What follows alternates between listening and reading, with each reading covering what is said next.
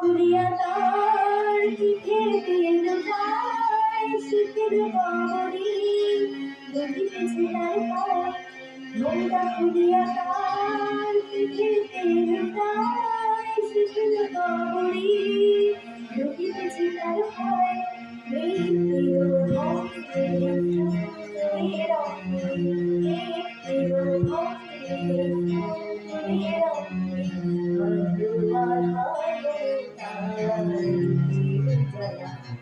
শিউলি তলায় ভোরবেলায় কুসুমপুরায় পূর্ণিমালা শিউলি তলায় ভোরবেলায় কুসুমপুরায় পূর্ণিমালা সেখানে পুরা খুঁজতে পড়ে পাঠিয়েছি লোকে আগে শুরু খেলা পাঠিয়েছি লোকে আগে শুরু খেলা।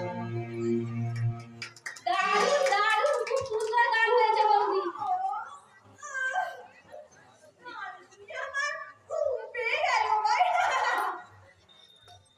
আমি কোথায় এলাম রমা ঠাকুরজি? আফ্রিকার জঙ্গলে। আমার স্বপ্ন, আমার আশা, আমার শিক্ষা দীক্ষা সেই সব নতুন করে ঢেলে সাজাতে হবে। কি করে বদলাবো?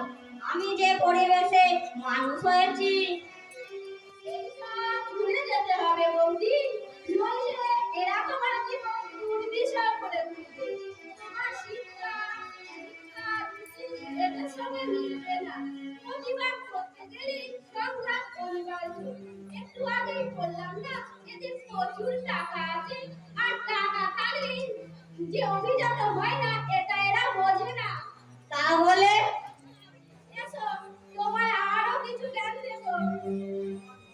তোমার মনে যাই থাকুক সেটা ভাষায় প্রকাশ করবে না।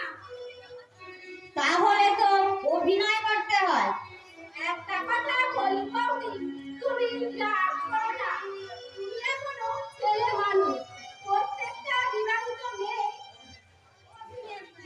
স্বামী অসুন্দর অর্থাৎ তোমার তাকে পছন্দ নয়, এটা মুখ ফুটে বলা যাবে না। ননদের ব্যবহার তোমার পছন্দ নয়, বলতে গেলেই আগুন জ্বলবে। তার মানে আমার কোনো ব্যক্তিত্ব থাকবে না? না, ব্যক্তিত্ব জাহির করতে গেলে সংঘাত অনিবার্য। এর পরিণাম অশান্তি, পদে পদে দুটি ধরবে, চাইলে বাড়ি থেকে দূর করে দিতে পারে। কিন্তু আইন তো মেয়েদের সহায়। আইন?